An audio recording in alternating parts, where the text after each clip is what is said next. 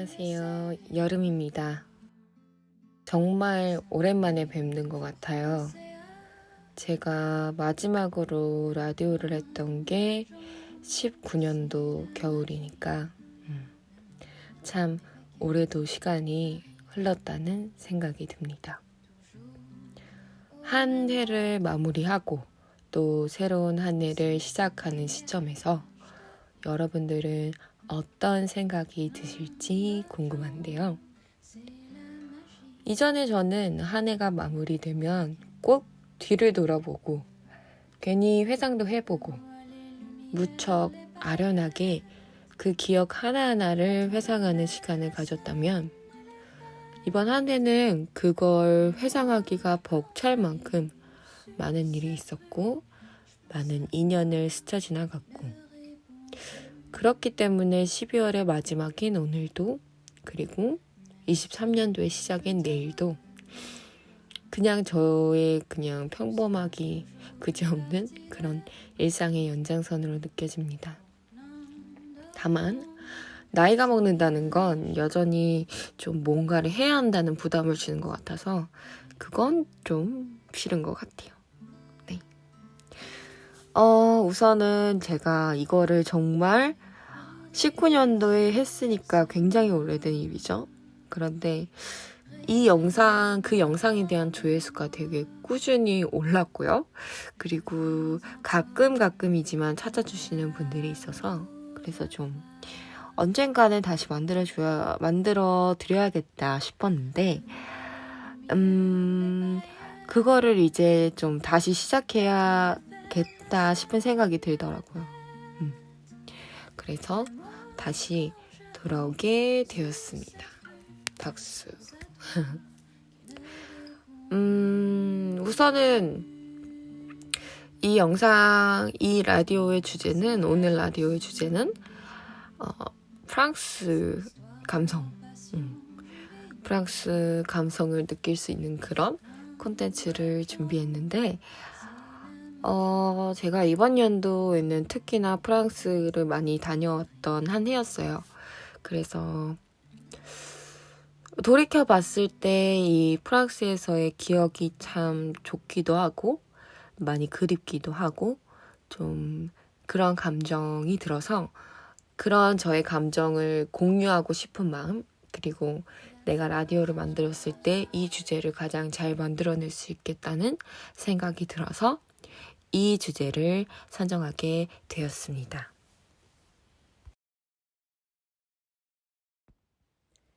여러분들은 장밋빛 인생이라는 말을 들어본 적이 있으신가요? 아마 많은 음악 혹은 많은 영화에서 많이 차용되었던 그런 어떤 단어 중에 하나라고 생각을 해요. 누구나 어떤 장밋빛 인생을 살고 싶은 마음이 있잖아요. 첫 번째로 제가 들려드릴 이야기는요. 바로 라비앙 로즈입니다. 네. 라비앙 로즈가 바로 장밋빛 인생이라는 프랑스어인데요. 최근에 이 영화가 재개봉을 하였어요. 이 영화로도 있고 노래도 있어서 제가 두 개 다 소개를 해드릴 건데요. 우선 지금 극장가에서 찾아보시면 라비앙 로즈라는 영화가 상영되는 걸 보실 수가 있습니다. 이 영화는요. 이 라비앙 로즈를 부른 에디트 피아프라는 뮤지션의 인생을 담아낸 영화인데요. 1915년도에 파리의 한 빈민가에서 작은 여자아이가 태어납니다. 이 여자아이는 어렸을 때부터 길거리에 나가 엄마와 함께 구걸을 하고 엄마가 길거리에서 노래를 하며 돈을 버는 모습을 보아왔는데요. 바로 이 여자아이가 훗날 세계적인 샹송 스타가 된 에디트 피아프입니다. 이런 에디트 피아프가 갑자기 어느 날 순식간에 아빠가 찾아와서 아빠의 고향으로 데려가게 됩니다. 어린 나이에는 아무것도 모르고 아빠를 따라가게 되죠. 아빠 역시 방랑하면서 일을 하는 서커스 단원이었기 때문에 피아프를 한 술집 마담에게 맡기고 떠납니다. 그 술집은요, 바로 여성들이 노래를 부르고 혹은 웃음을 팔고 몸을 팔기도 하는 그런 유흥업소였던 거지요. 에디트 피아프를 왜 이런 곳으로 보내게 된 걸까요? 아빠가. 어머니는 이미 알코올 중독자였고 에디트 피아프는 먼 훗날 어른이 되어서도 키가 146cm밖에 안 될 정도로 굉장히 심한 영양실조를 겪었답니다. 그래서 아이의 생명을 살려야겠다는 생각에 아무리 이런 환경이라고 할지라도 우선은 보내게 된 것입니다. 그래서 피아프는 자연스럽게 그렇게 어린 시절부터 노래, 유흥, 카바레 그런 거에서 아주 익숙한 생활을 해왔던 것이지요. 그런데 그러던 어느 날에요. 10살이 될 무렵 아버지가 갑자기 다시 찾아옵니다. 피아프를 서커스 단원으로 데려가겠다는 것이었지요. 피아프는 그렇게 정들었던 술집 언니들과 함께 강제로 생이별을 하게 되고요. 심지어는 그곳에 피아프의 친엄마보다 그리고 피아프의 친아빠보다 더 피아프를 아꼈던 사람이 있었음에도 그렇게 생이별을 하고 맙니다. 그렇게 아빠랑요, 파리에서 다시 방랑 생활을 시작하게 됩니다. 아버지가 너무 자존심이 세서 서커스에 속하지 못하게 되었거든요. 그게 바로 피아프가 길거리에서 노래를 하게 된 계기였습니다. 서커스 단원으로 일하던 아빠가 서커스에서 나오게 되자 파리의 길거리 국어를 하게 되고 거기에 피아프가 동참을 할 수밖에 없었던 겁니다. 거기서 피아프가 본격적으로 노래를 시작하게 된 계기가 나와요. 사람들이 피아프에게 저 꼬마도 뭘 좀 해보라고 해요. 라고 이야기를 하게 되고 피아프가 등 떠밀려서 노래를 부르게 되는데 그게 너무너무 구슬펐던 거죠. 아니 어떻게 저렇게 10살짜리 어린 아이의 그런 노래에서 파리의 그 당시의 슬픔, 전쟁을 마친 지 얼마 안 된 그런 슬픔이라든지 어두움이라든지 빈민들의 아픔 그런 게 노래에서 다 느껴지는 거예요. 영화를 보시면 그 장면에 대한 묘사가 굉장히 자세히 나와 있는데요. 그래서 그런 어떤 피아프의 여린 그런 마음, 어떤 연민의 감정을 가지게 하는 그런 피아프의 노래가 사람들의 마음을 사로잡고요. 이후에 정식 카바레에 캐스팅되어서 본격적으로 노래를 하는 삶, 그게 생업이 된 삶을 시작을 하게 되는 삶을 살게 됩니다. 여기까지가 영화의 줄거리인데요. 더 자세한 내용은 보시면 더 아실 수 있으리라고 생각합니다. 전반적으로 정말로 에디트 피아프의 생애를 그려낸 거라서 어린 시절부터 그리고 정식적으로 가수가 된 이후 그리고 정말 유명해지기 시작한 이후의 어떤 피아프의 모습을 잘 볼 수 있는 영화고요. 개인적으로 저는 인생은 장밋빛이라는 말에 대해서 좀 더 곰곰이 생각해 보게 된 계기가 된 것 같아요. 여러분들은 장밋빛 인생에 대해서 어떻게 생각하실지 모르겠어요. 에디트 피아프의 가장 대표적인 노래 중 하나이기도 하지만 제가 가장 좋아하는 프랑스 샹송 그리고 제가 처음으로 알게 된 프랑스 샹송 중 하나이기도 하거든요. 이 노래를 생각하면 장밋빛 인생이 도대체 뭐야? 장밋빛 인생이라는 게 도대체 어떤 인생이야? 라고 점점 곰곰이 생각을 해보게 되는데 많은 사람들이 장밋빛 인생을 떠올리면 되게 화려한 인생, 아름다운 인생, 가고 싶은 곳을 다 가고 즐기고 싶은 걸 다 즐기고 사고 싶은 것을 다 살 수 있는 그런 인생을 떠올릴 수도 있겠다 생각이 드는데 하지만 실제로 이 노래를 부른 에디트 피아프의 삶도 굉장히 굴곡이 심했고요. 어떨 때는 너무너무 꿈처럼 좋은 순간도 있었지만 정말 대부분의 많은 시간들이 너무너무 힘들었던 그녀에게 있어서 힘들었던 시간들이었습니다. 장미는 가시를 가지고 있는 식물이잖아요. 그리고 굉장히 아름답고요. 저는 인생에 있어서 어떤 인생은 쉽고 어떤 인생은 어렵다는 말을 함부로 못한다고 생각을 합니다. 왜냐면 어떤 인생이 아무리 좋아 보이고 쉬워 보여도 그 나름의 힘든 심리적인 어려움, 그런 부담감이라든지 그런 게 반드시 필연적으로 존재하거든요. 그래서 장미도 사실은 정말 아름다운 꽃이지만요. 그 가시로 자기 스스로를 찌를 수도 있고 혹은 그걸로 다른 사람을 찌를 수도 있고 그리고 그걸로 인해서 또 고통받고요. 그런 마냥 쉽지만은 인생을 살고 있다는 것이에요. 제가 정말 좋아하는 향수가 장미가 정말 많이 들어간 향수인데요. 제가 되게 좋아하는 일화가 있어요. 그 향수를 만들기 위해서 발칸 산맥에서 굉장히 추운 그 산맥에서 장미를 따낸대요. 근데 왜 굳이 다른 장미 농장도 아니고 그냥 평지에서 되게 따기 쉽잖아요. 그런 평지에서 장미를 따내는 거. 근데 그런 곳이 아니고 왜 굳이 발칸 산맥까지 가서 그걸 따느냐. 제가 이렇게 찾아봤을 때 그 힘든 고산지대에서 자라난 장미가요.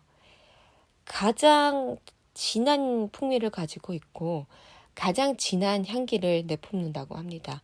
그리고 가장 아름답고요. 그래서 그 장미를 가지고 만들어낸 향수가 정말 가격이 비싸지만 정말로 그 값을 할 만큼 너무나 고혹적이고 우아한 향을 내뿜어요.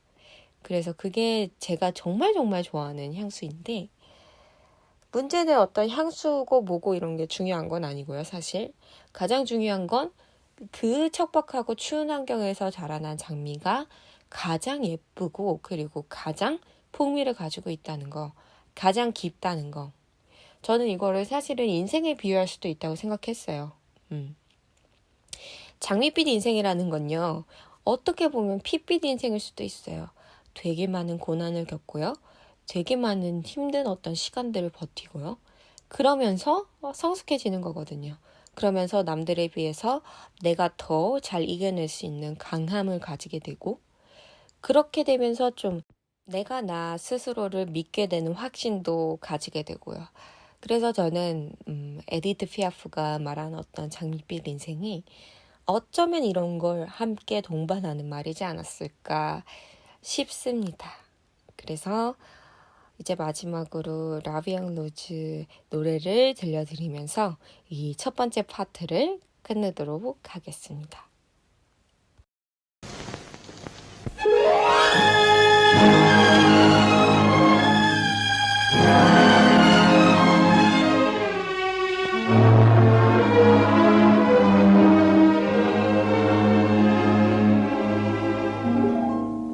Des yeux qui font baisser les miens, un rire qui se perd sur sa bouche. Voilà le portrait sans retouche de l'homme auquel j'appartiens. Quand il me prend dans ses bras, qu'il me parle tout bas, je vois la vie en rose. Il me dit des mots d'amour, des mots de tous les jours, et ça me fait quelque chose. Il est entré dans mon cœur une part de bonheur, et j'en connais la cause. C'est toi pour moi, moi pour toi dans la vie. Tu me l'as dit, l'as juré pour la vie.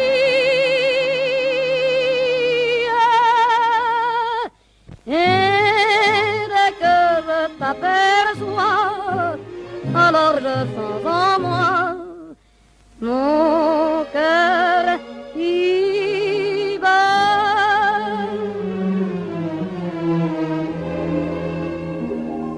Des nuits d'amour à plus finir, un grand bonheur qui prend sa place, les ennuis, les chagrins s'effacent, heureux, heureux.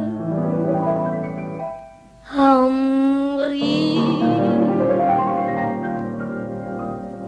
quand il me prend dans ses bras, qu'il me parle tout bas, je vois la vie en rose. Il me dit des mots d'amour, des mots de tous les jours, et ça me fait quelque chose. Il est entré dans mon cœur une part de bonheur, et j'en connais la cause. C'est toi pour moi pour toi dans la vie. Tu me l'as dit, l'as juré pour la vie.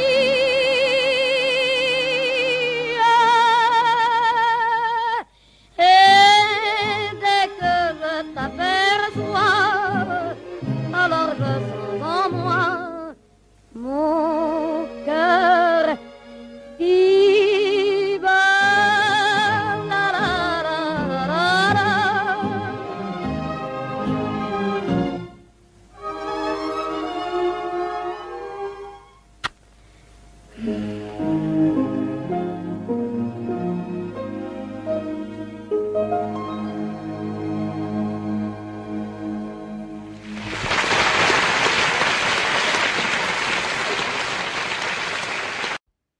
네, 실제로 에디트 피아프가 공연을 했던 영상을 가지고 왔는데요.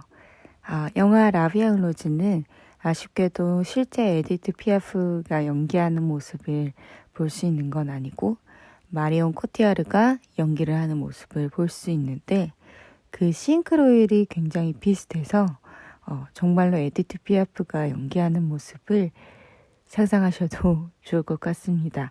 그래서 제가 이렇게 간략하게 말씀드렸지만 지금 극장에 있을 때 좋은 사운드로 보기에 굉장히 좋은 영화이기 때문에 꼭 보셨으면 하기를 추천하는 바람에서 이 노래 그리고 이 영화를 추천드리게 되었습니다.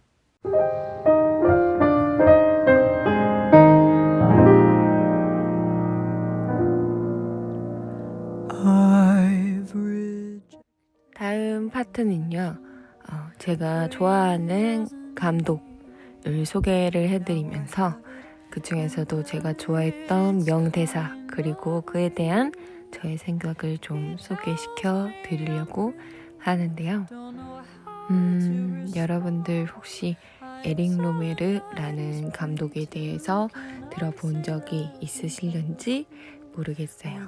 이 감독은 어쩌면 많이 알려지지 않은 감독일 수도 있고 또 어떤 분에게는 정말 잘 알고 있는 감독일 수도 있는 그런 좀 매니아층이 뚜렷한 감독인데요. 제가 이 감독을 알게 된 경위는요. 제가 한창 제주도에 살고 있었을 때 책방 투어를 되게 많이 다녔었어요. 나는 이제 제주도에 있는 모든 책방을 다 가보겠다 싶은 마음에서 여러 책방을 많이 둘러봤었는데 그때 너무 예쁜 책이 하나가 있는 거예요. 그래서 딱 열어서 봤더니 에릭 로메르라는 감독의 각본집이래요. 그래서 왜 이렇게 이 각본집은 표지가 아름답지? 이 책 도대체 뭐지? 했는데 직접 영화를 찾아보니까 너무 예쁜 거예요. 그래서 제가 그때부터 그때가 한 1년 반 전 정도가 되었는데 그때부터 시간이 날 때마다 에릭 로메르의 영화를 봤던 것 같아요. 이 감독이 어떻게 제 마음을 이끌었는지 그리고 뭐가 특별하다고 말할 수 있는지 생각을 좀 해보자면 이때 에릭 로메르 감독이랑 같이 일했던 동료 감독이 이렇게 말을 했대요. 에릭 로메르는 내가 아는 감독 중에 가장 교양이 있는 영화 감독이다.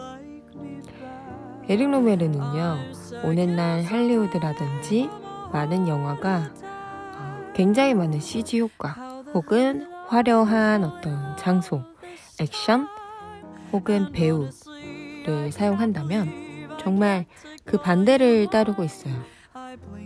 정말 자기가 어렵게 돈을 모아서 구입한 영화 장비, 그리고 주위 사람들은 정말 영화를 찍는지도 모를 만큼의 되게 적은 인력, 그리고 날씨가 바뀌어도요, 그게 혹여 그 자신이 상상한 시나리오랑 달라도 날씨 그대로를 따랐대요. 그래서 원래는 맑은 날 찍으려고 했던 걸 비 오는 날에 그냥 찍는다든가. 그래서 그 자연이 그대로 물 흐르는 듯이 그렇게 했다는 거예요. 그 변동에 맞추어서.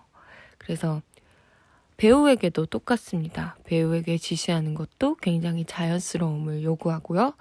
배우에게 어떤 심한 다이어트라든지 어떤 과도한 메이크업을 요구하지도 않습니다.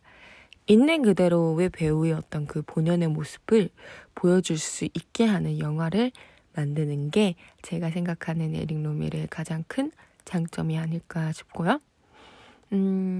전체적으로 영화가요, 되게 다큐멘터리 라기에는 조금 더 재밌고요. 시트콤에 조금 더 가까운 것 같아요. 한번 영화를 다 보고 나면 되게 알쏭달쏭한 얼렁뚱땅한 시트콤 하나를 본 것 같은데 또 영상미는 진짜 예뻐요. 그래서 제가 이제 이 영화에서 좋아했던 명장면이라든지 좀 대사 그런 거를 조금 소개를 시켜드리려고 합니다.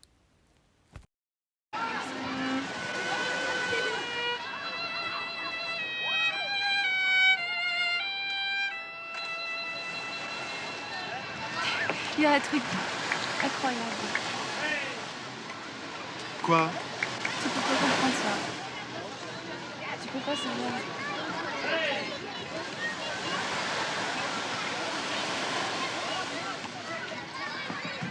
Tu veux pas aller avec moi là-bas? Regarder le coucher du soleil. Tu veux?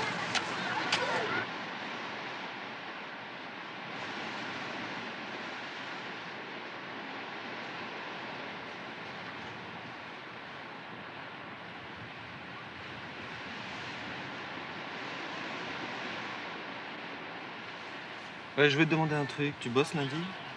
Non. J'ai encore plusieurs jours de vacances. Tu veux pas venir passer quelques jours près de Bayonne, là, avec moi? Tu te fous de moi, tu plaisantes. Je plaisante pas, Mais non. si. Mais enfin, pourquoi veux-tu que je plaisante? Et pourquoi tu veux que je passe quelques jours avec toi? Parce que j'ai envie. C'est tout. Très simple. Laisse-toi aller. Mais viens. Sympa.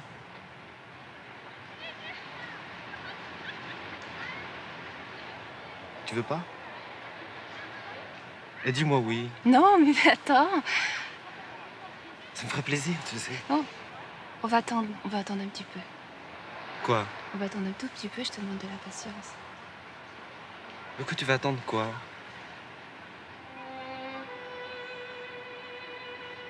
Tu sais ce que c'est le rayon vert? Non. C'est quoi? C'est le dernier rayon du soleil couchant. Jules Verne a écrit un bouquin là-dessus. Ouais, j'ai pas lu. C'est porte-bonheur, non? C'est pas tout à fait ça. Dire on peut connaître...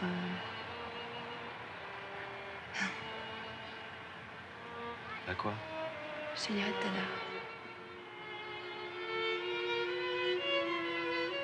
Attends. Tu me disais qu'on pouvait connaître quoi? J'aimerais bien savoir. Mais ici...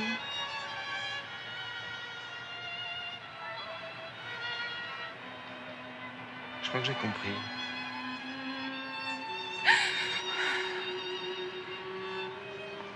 Tu pleures?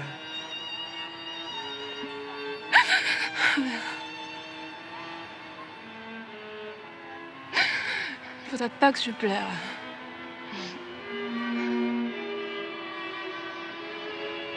Pleure pas. Pleure pas. Regarde. Attends.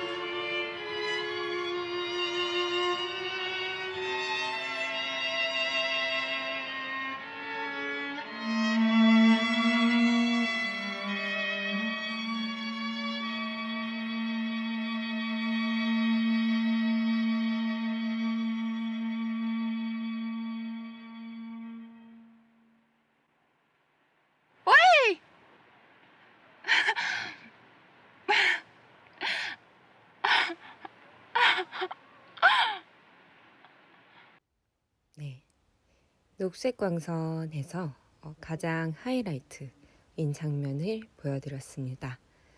1986년에 만들어진 이 작품은요, 희극과 격언, 6부작의 그 중에서도 5번째 작품입니다. 에릭 루메르 같은 경우에는요, 희극과 격언 혹은 계절 시리즈를 해서 봄 이야기, 여름 이야기, 가을 이야기, 겨울 이야기 이런 식으로 어떤 시리즈물 형태로 좀 많이 작품을 만들었어요. 제가 그 중에서도 특히 이 작품을 가지고 온 이유는요, 굉장히 문학적이에요. 일단은 이 아예 모티브가 된 작품 자체도 쥘 베른의 녹색광선이라는 원작이 있고요. 대부분 문학성을 띠는 같은 그렇듯 굉장히 상징적인 요소를 가지고 그거를 되게 길게 풀어내요. 그래서 이 작품 같은 경우에는 녹색광선이라는 존재가 이 영화를 관통하는 어떤 포인트가 뭘까? 그 지점이 뭘까에 대해서 좀 계속해서 생각을 하게 되는 그런 영화라서 제가 좀 가장 제 생각에 이제 가장 문학성을 띈 작품이라고 생각을 하기도 하고 실제로 그 황금사자상을 받기도 했어요. 베네치아 영화제에서. 그래서 굉장히 어떤 인간이라는 존재의 찌질함 그리고 이 주인공 델핀이라는 이 여주인공에 대해서 사실 많은 사람들이 공감할 수 있어요. 나는 다른 사람들이랑 달라. 다른 사람들이 막 모여서 파티를 즐기고 뭐 어디 여행을 다닌다든가 꼭 남자친구를 혹은 여자친구를 쉬지 않고 만난다든가 한다면 나는 그렇지 않아. 나는 정말 세심하게 사람을 살펴보고 만나야 하고 혹은 여행을 가는데도 많은 용기가 필요하고 혹은 파티에 가면은 너무 스트레스를 받고 오히려 혼자 있는 게 편하고 그러니까 여기서 이런 정체성에 대한 질문이 생기는 거예요. 나는 누구지? 나는 왜 다른 사람이랑 이렇게 다르지? 좀 이런 생각을 가졌던 적이 한 번이라도 있다면 이 영화를 정말 좋아하시게 될 겁니다. 그래서 좀 어떤 사람들은 그래요. 이 델핀이라는 캐릭터가 너무 자주 울고 좀 찌질해서 진짜 너무 답답해 이렇게 하는데 누구라도 이렇게 델핀처럼 감정을 가지고 행동해 본 사람이라면 알 수 있을 거예요. 정말 이 감정에 공감할 수 있다는 걸요.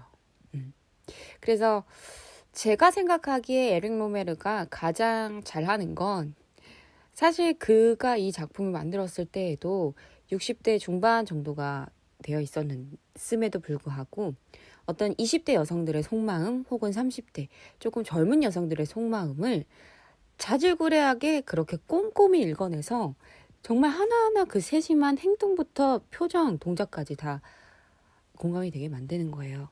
네. 그래서 저는 심지어 프랑스 사람이 아니지만 공감할 수 있었어요. 그 주인공의 모든 생각이라든지 어떻게 해서 이 대화가 나오게 되었고 어떤 행동이 벌어지게 되었고 그래서 되게 좀 어쩌면 전 세계를 통틀어서 이해할 수 있는 그런 데일리 라이프에 대해서 좀 설명을 잘 하고 있는 감독이 아닐까. 네. 그리고 과연 이 감독만큼 정말 일상적인 것에 있어서 공감할 수 있게 만드는 사실 영화 하나하나를 보면요. 정말 별 얘기 아니에요. 줄거리를 하나로 요약할 수도 있어요. 녹색광선의 경우에는 그냥 하나로 요약하자면 어떤 여자의 방랑하는 이야기 이거입니다. 근데 그거를 되게 길게 풀어낸다는 거예요. 굉장히 인간의 나약한 부분을 세심하게 관찰하고요. 좀 살아가는 것에 대한 이야기를 좀 잘 들려주는 그런 영화 그리고 그게 바로 그 감독의 스타일이라서 제가 정말 좀 좋아하는데요. 그냥 녹색광선이라는 거에 대해서 이제 설명을 드리자면요. 이제 델핀이 마지막 부분에서 정말 이제 자포자기로 혼자서 이제 다른 곳에 오게 돼요. 다른 곳에 오게 되는데 그 이전에도 델핀이 굉장히 많이 무언가에 의지를 했어요. 카드 혹은 운세 이런 거를 보면서 오늘 내 운세는 어떠지? 내년 내 운세는 어떠지?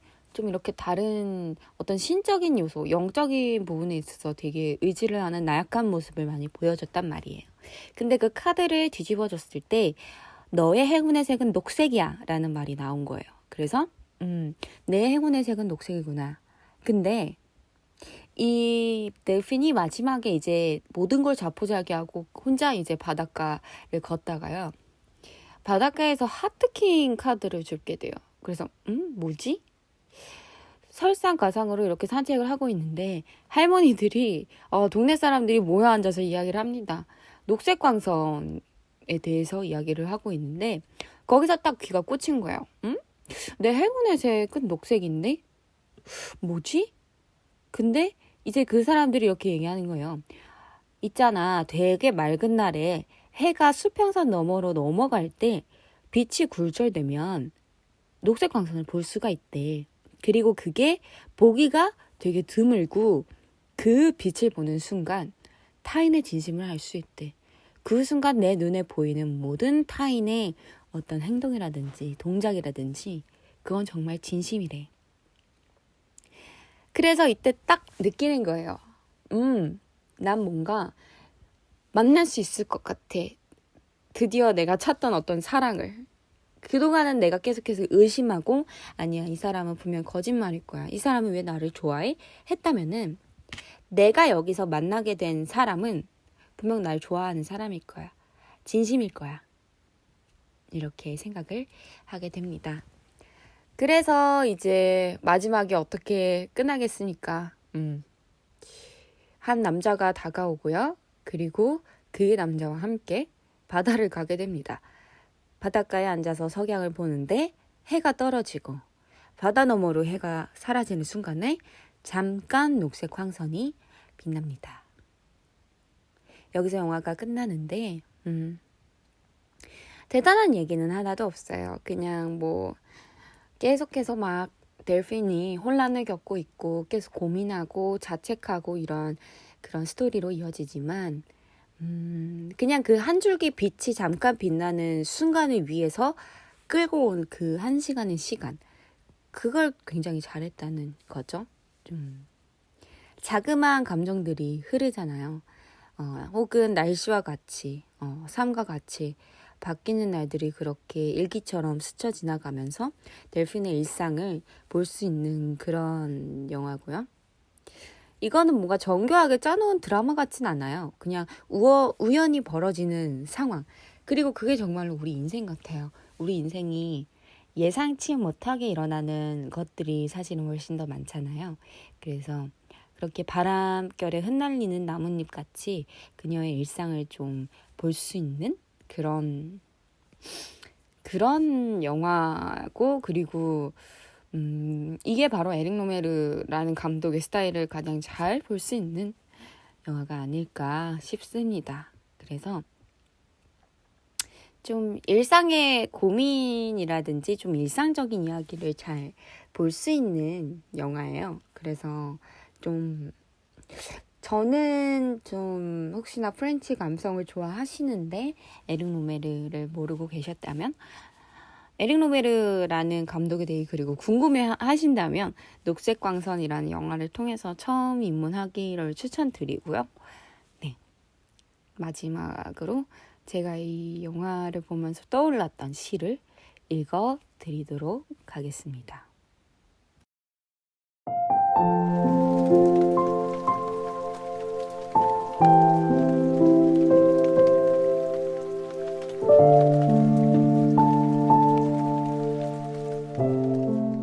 민태원 청춘 예찬. 청춘, 이는 듣기만 하여도 가슴이 설레는 말이다. 청춘, 너의 두 손을 가슴에 대고 물방울 같은 심장의 고동을 들어보라. 청춘의 피는 끓는다. 끓는 피에 뛰노는 심장은 거선의 기관과 같이 힘이 있다. 인류의 역사를 꾸며내려온 동력은 바로 이것이다.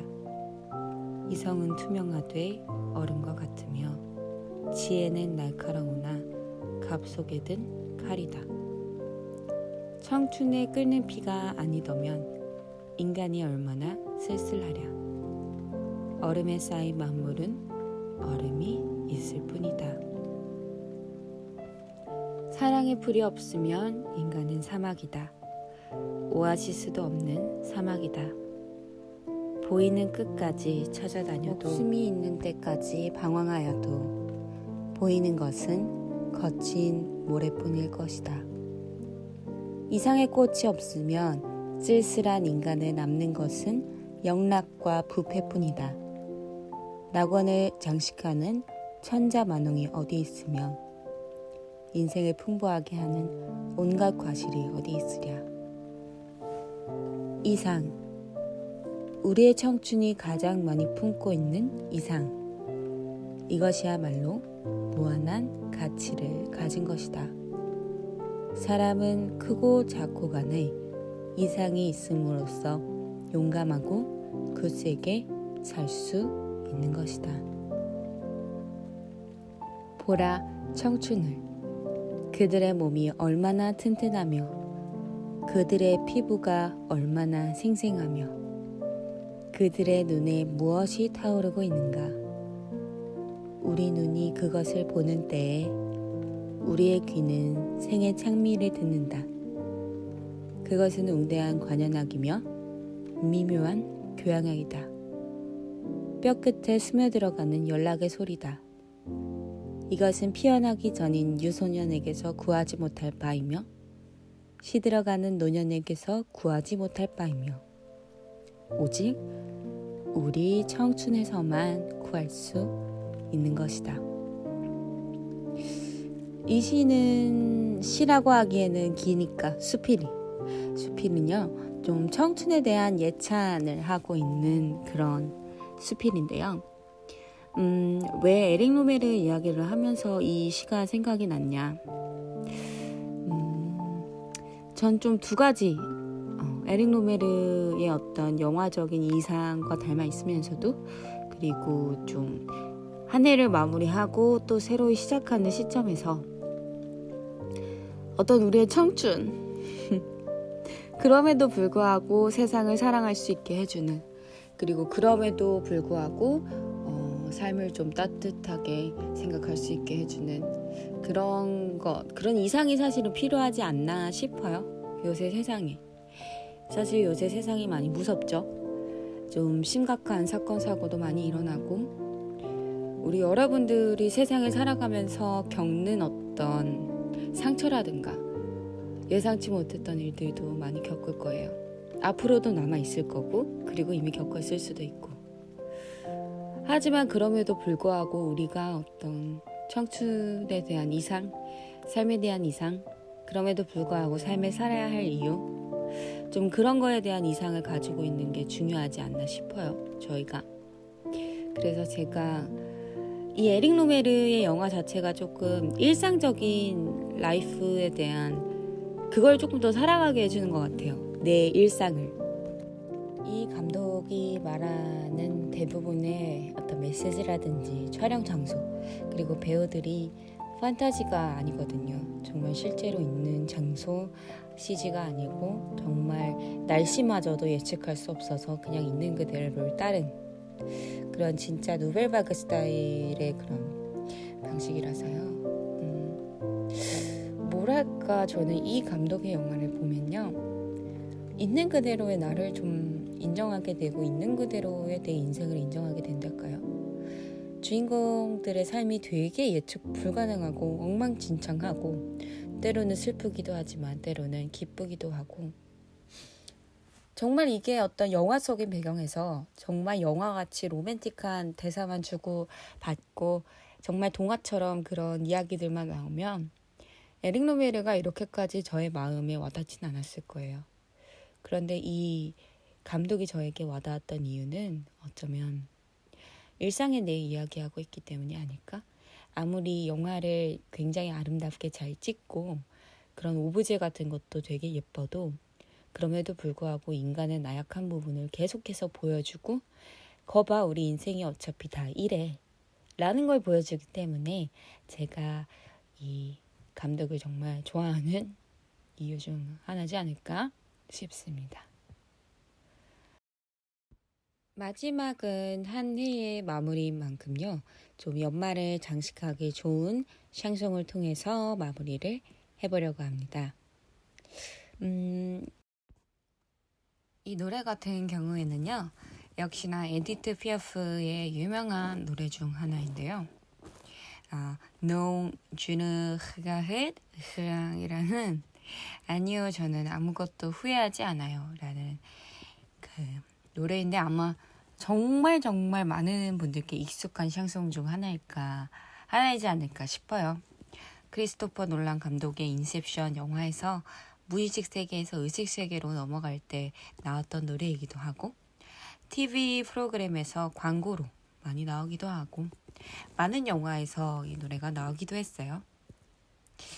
근데 사실은 이 노래가 그런 어떤 대중성에 초점을 맞추기보다는 연말을 마무리하는 시점 그리고 다시 연초를 시작하는 시점에서 되게 가사가 정말 좋은 그런 노래라서 제가 마지막 마무리 곡으로 이 노래를 가져오게 되었습니다.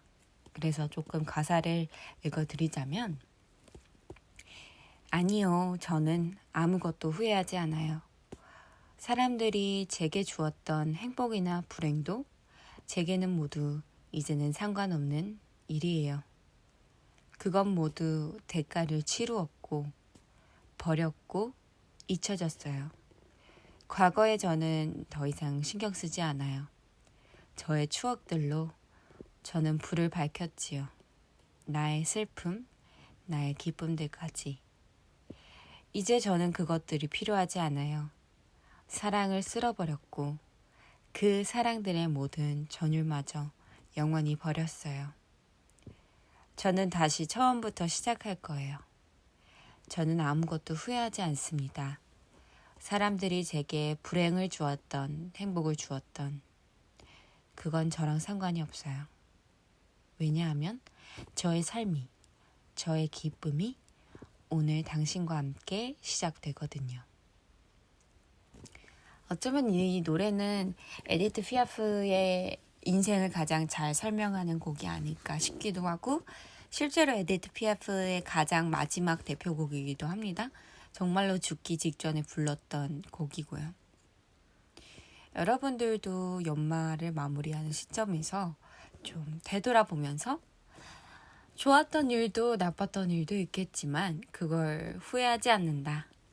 그것들은 모두 대가를 치루었고 나는 다시 새로운 한 해를 시작할 테니 그러므로 나는 후회하지 않고 앞으로도 잘 살아갈 거라는 희망을 버리지 않으셨으면 좋겠습니다. 이번 아날로그 라디오는 여기서 마치도록 하겠고요. 마지막으로 들려드리는 후회하지 않는다는 내용의 샹송 잘 들어주시고 오늘도 하루를 시작하는 분께서는 좋은 하루가 되시길 바라고 하루를 마무리하는 분께서는 좋은 꿈, 좋은 밤이 되시기를 바랍니다. 그러면 라디오를 들어주셔서 감사합니다.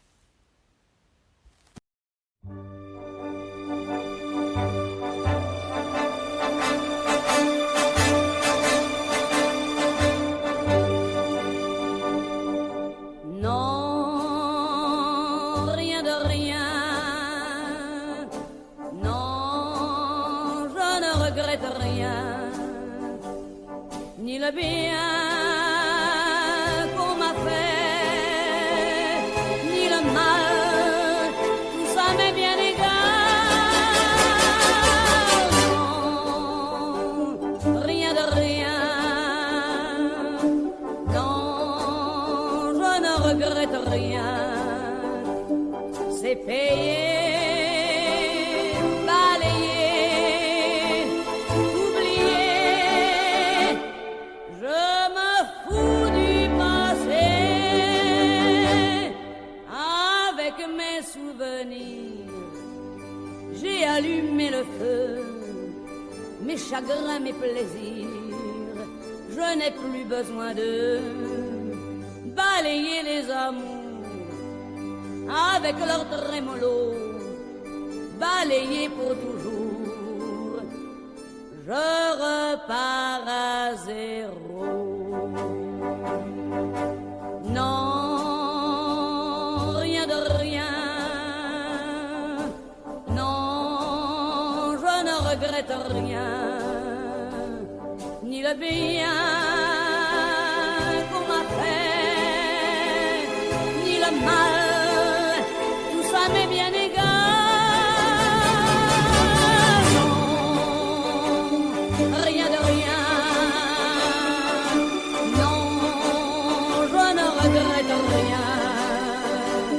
Car ma vie, car mes joies, aujourd'hui, ça commence avec toi.